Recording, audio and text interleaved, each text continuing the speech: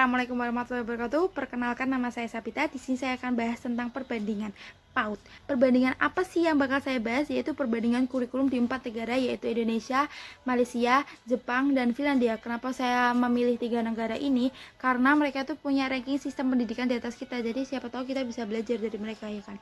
Nah, terus aspek yang akan saya bahas yaitu layanan PAUD, wajib belajar, dan lama belajar. Kita mulai dari Indonesia. Indonesia tuh punya 3 layanan PAUD. Yang pertama ada TPA, yang kedua ada KB, yang ketiga ada TK. TPA itu buat anak usia 0 sampai 6 tahun. Kalau KB itu buat anak usia 2 sampai 4 tahun. Kalau TK itu buat anak usia 4 sampai 6 tahun. Lah, kalau di Malaysia tuh ada dua, namanya Taska sama Tadika. Taska buat anak usia 0 sampai 4 tahun, Tadika buat anak usia 4 sampai 6 tahun. Kalau di Jepang namanya Youchen dan Hoken, di mana dua-duanya itu sama-sama buat anak usia 3 sampai 5 tahun. Bedanya lama pembelajarannya aja. Jadi kalau di Hokkien tuh lebih kayak daycare gitu, buat jagain anak-anak yang orang tua itu nggak bisa jagain mereka seharian gitu. Lah, terus habis itu kalau di Finlandia, karena mereka udah ngapus sistem jenjang di pendidikan mereka, jadi mereka nggak punya layanan PAUD yang khusus gitu, tapi mereka tetap nyediain layanan PAUD di sekolah, di hari pusat perawatan, di hari perawatan keluarga. Kemudian kita lanjut ke aspek berikutnya, yaitu wajib belajar. Di Indonesia itu wajib belajar dimulai umur 7 tahun dan selesai 16 tahun gitu. Kalau di Malaysia itu dimulai sama-sama dimulai umur 7 tahun, selesainya umur 12 tahun. Kalau di Jepang itu dimulai umur 6 tahun, selesainya umur 15 tahun. Kalau di Finlandia itu selesainya umur 16 tahun, dimulai umur 7 tahun. Lah, kalau lama belajarnya, kalau di Indonesia itu lama belajarnya kurang lebih 5 sampai 6 jam, dimulai dari jam setengah 8 sampai jam 12, tapi beberapa juga ada yang mulainya jam 8 sampai jam 1, tergantung sekolahnya.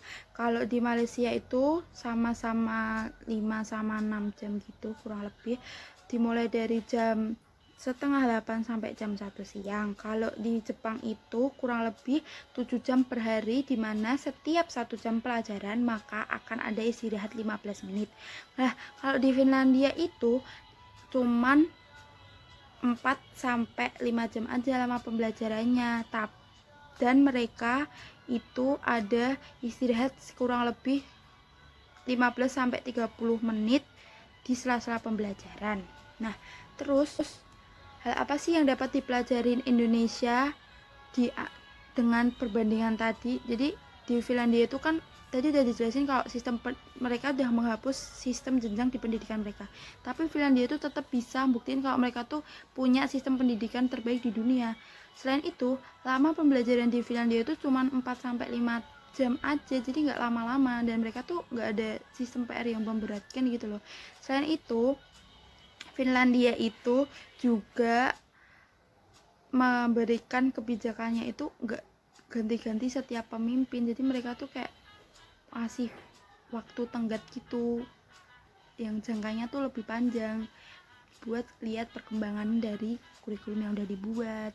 Nah, sedangkan di Indonesia itu udah ganti-ganti setiap ganti pemimpin.